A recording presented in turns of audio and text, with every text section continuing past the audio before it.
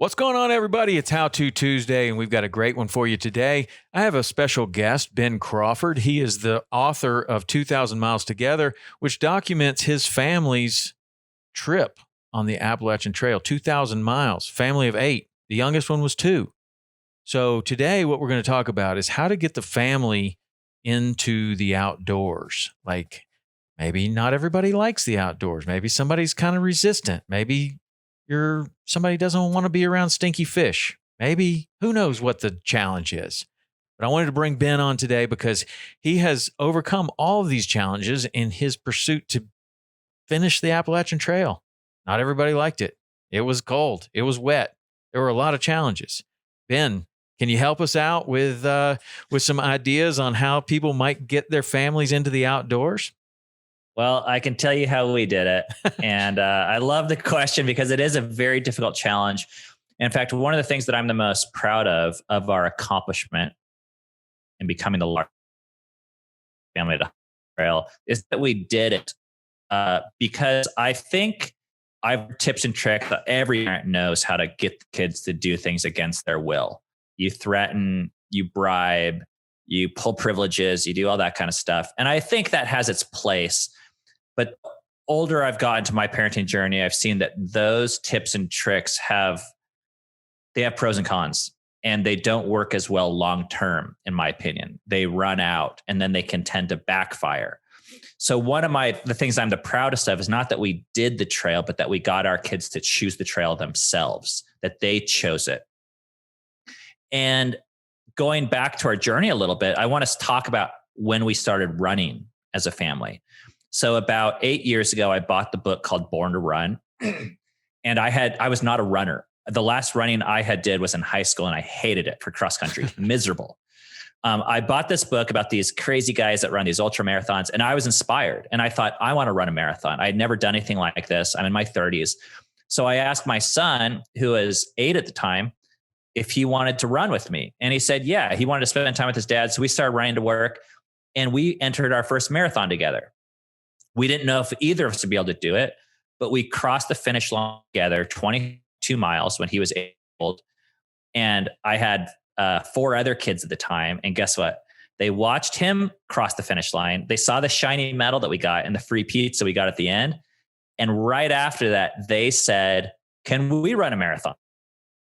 So next year, I think it was me and 3 other kids joined us. And now we have me and 4 kids run my second marathon. And my wife saw it and she was like, maybe I can run a marathon. I mean, she's not really that type and she had never done anything like that. And I guess, what I learned in that process was when I started running and I was inspired by this book, I didn't force the kids to run or stop them from playing video games. I just asked this question, how can I learn to love this myself? Instead of just doing it because I hate it. And I think a lot of running for me previously had been, oh, I need to get skinny or lose weight or burn calories or go for speed, which all of things they're all miserable. So if we're doing something miserably, no wonder our kids don't want to do it. Like they don't want to be miserable either. So I had to learn how to actually love this thing and do things that I enjoy and find pleasure in them. And then I feel like if we are showing our kids that, why wouldn't they choose it themselves? I mean, we're now inspiring them and inviting them to do it, but sometimes we had to give a little bit of space so that they do choose it themselves and not, because sometimes I see my kids playing video games and I like freak out and I'm like, oh, I'm being a bad dad. A good parent, their kid would be out running around in the sunshine, not playing video games. So I take the shortcut and I create a restriction or I take it away or I use control. But then what happens? The kid's outside thinking about video games, wishing that they were back inside. But sometimes when you let it run its course, but if running really is better than video games, we've learned that you got to trust your kids to conclude that themselves, and that by modeling it and inviting them into it, by figuring out what I really do enjoy and pursuing that as a parent, things are going to be okay. So that's how it was with hiking, with the trail. We invited our kids. They came on it with us. No one knew what it was going to be like. It was pretty miserable. And in New York, my son was complaining a lot. My 15-year-old, he hated the trail. He didn't want to be there anymore. We were 2 or 3 months in. And by this time we knew record to be the largest family finished. But my wife, the risk thing, I think we gave our son the option to quit. And, not the kind of option where it's like a pretend option, where we're bluffing. We're like, well, fine, you can quit. But really we're like, we know it's not possible. We said, no, there's a train here in New York. We'll put you on it. Options. You can go. But if you stay, you need to own the decision and not complain anymore. It's going to be your decision. And he chose to stay.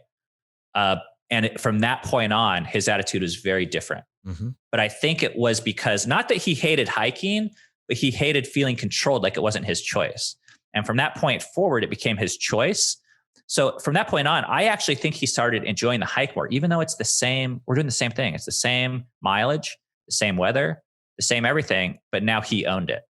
So we've learned the power of inspiring children, inviting them, and allowing them to make and own the decision to be a part of the activity. Wow. That's excellent advice, whether that's fishing, hiking, hunting, whatever it is. Like, that is incredible advice, and obviously played a part in you having your family join you the whole way on the Appalachian Trail. So thanks for that. And you can take that advice and apply it wherever you like. But if you want to hear more from Ben, you can get his book, 2,000 Miles Together. It's the story of he and his family going on the Appalachian Trail. You can follow him on YouTube as well. Fight for Together, and see him on Instagram too. Thanks, Ben. I appreciate it. Thanks, Tom.